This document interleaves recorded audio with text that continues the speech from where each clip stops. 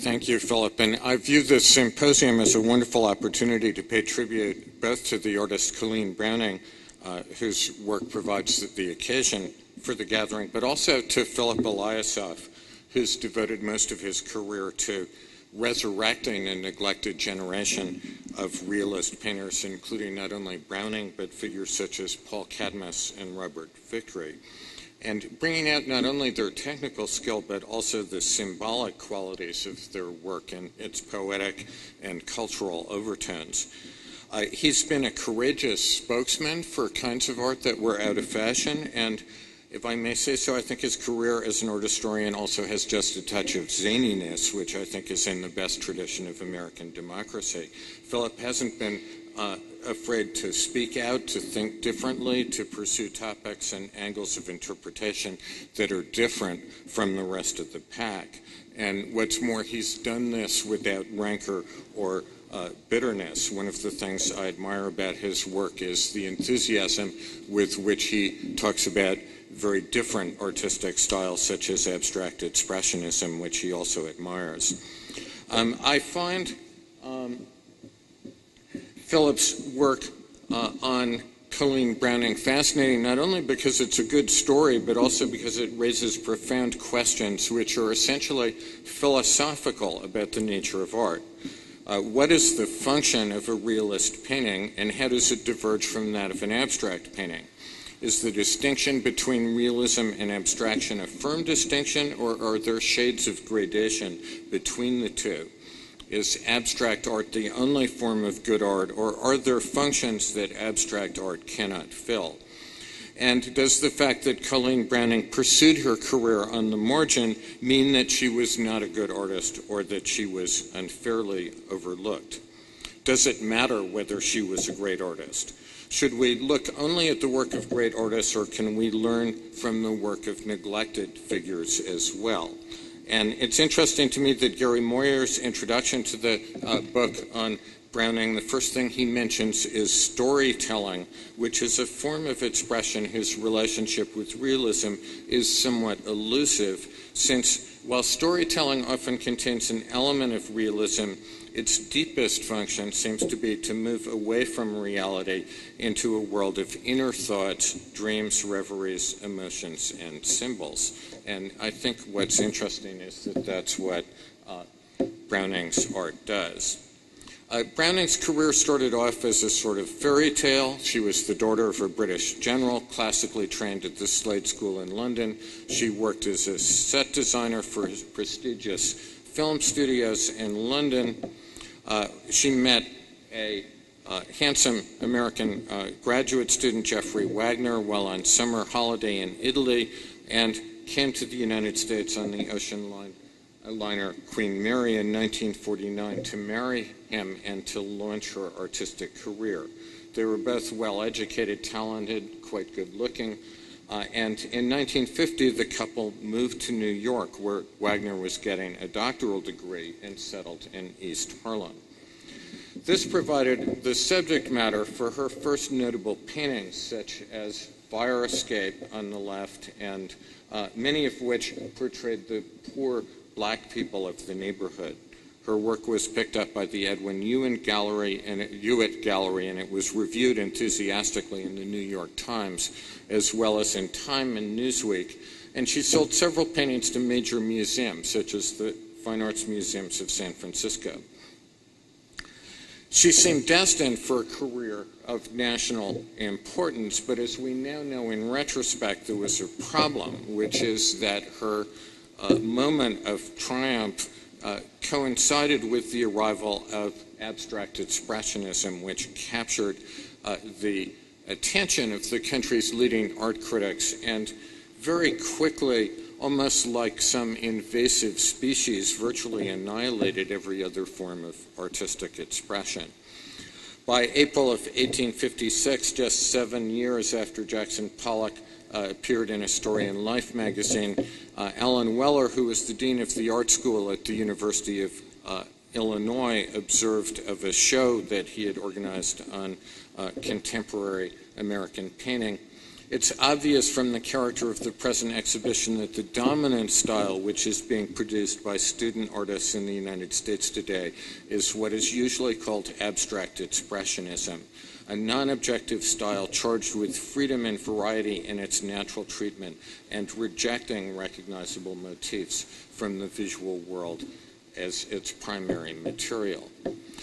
Browning continued to paint, and she always had a New York gallery, but within a few years she shifted from being a figure on the verge of becoming a national celebrity to being a figure on the margins of contemporary art. It's only within the last few years that this situation has started to change, and that serious art historians have started to look at figures like Colleen Browning seriously. I think what's interesting is that what delights us today is exactly what did not delight art critics of the 1950s and early 1960s. Rather than producing an art which is pure and which makes no reference to things outside of art, Browning's art seems to connect with many different facets of popular culture. In an extraordinary way, she captured the pulse of a particular moment. From the social standpoint, the whole phenomenon of urban decay, of ethnically mixed urban neighborhoods, whether black or Hispanic, was a major social concern. And I think it's fascinating the way, for example, this painting of a fire escape seems as though it relates to the musical West Side Story, even though it was painted several years before the musical was written and produced. And significantly, not only the subject matter, but the way the design is handled, the body language of the figures, the way in which they move and almost dance, seems to convey a mysterious echo of the fashion magazines of the 1950s and of new styles of photography by figures like Irving Penn. In other words, while we still don't have very good categories for discussing figures like Browning or for pigeonholing her art historical place, we can't help being fascinated and intrigued by her work when we look at it. And I suspect that some of us still feel a little guilty admiring Colleen Browning's work because it seems perilously close to the sort of art that Clement Greenberg dismissed as kitsch, that is, art that's sentimental and trite and not worthy of serious attention.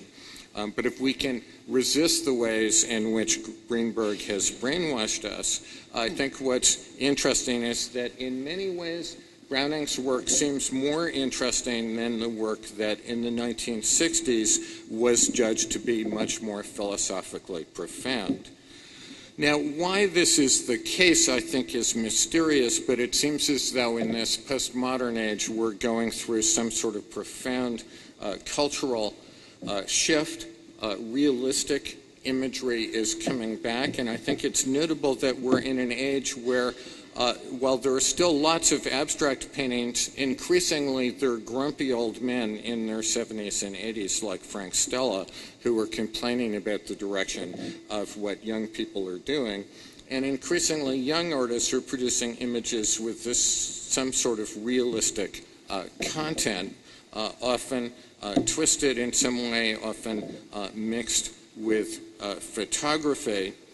I'm old enough to remember when color field painting by figures like Morris Louis, Kenneth Noland, and Jules Orlitsky was being trumpeted as a form of art with deep philosophical implications, which represented the culmination of the whole history of Western painting. And I got a lot of this approach because it was heavily promoted at Harvard by Michael Fried.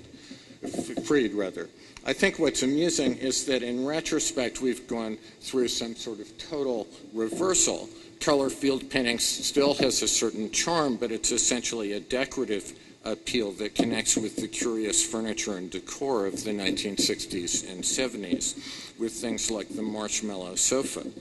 And in the end, I think that this fascination with abstract art ultimately collapsed from the weight of the words attached to it. It became too exhausting to subject drips and lines of paint applied with masking tape to all that rhetoric about the sacredness of abstraction, the objecthood of objects, the flatness of the picture plane. And in the end, it occurred to some of us that we really didn't care all that much about those issues, which seemed to stand so far apart from the realities of daily life. On the other hand, painters like Norman Rockwell, who were dismissed in the 1960s as pure kitsch, and I have to confess that's how I thought of his work at that time, have enjoyed a curious resurrection. And I think that some of us do still feel a bit of residual guilt for enjoying his work so much, but his paintings are just fascinating to look at. I think what's evident is that while it has certain merits, there are many issues that abstract painting does not address. And as is often the case, the assault on abstract painting came, I think, from an unexpected direction, basically largely from two groups who had been dismissed as insignificant, women and homosexuals. The women's movement came to the fore around 1971 when Judy Chicago and Miriam Shapiro opened Women's House in Los Angeles. And in the same year, Linda Nochlin published a seminal article in Art News titled, "Why Have There Been No Great Women Artists?" which pointed out, among other things, that there was not a single woman artist in Horst Janssen's widely used 1,000-page textbook on the history of art. This was the period that saw the formation of the Guerrilla Girls, who staged provocative events which appeared in guerrilla suits. And I think the gist of the feminist argument was that even if art by men was in some way better or of higher quality, that an art world that included absolutely no art by women and no art that addressed women's issues was inherently flawed and unjust. I think the women's movement in particular introduced the idea of how taste is a kind of cultural battleground, and how people like Clement Greenberg, who were dismissing certain forms of art as kitsch, were dismissing women in the process. And Judy Chicago, in her installation, The Dinner Party, deliberately included art forms that had been dismissed as insignificant as art, things like table setting and cooking and sewing, and things that had been dismissed in part simply because they were feminine. Somewhat similar was the rise of gay consciousness, and Paul Cadmus in particular, I think, has shifted from being a figure who was on the margin of the art world to seeming really a major figure in a major moment of American culture.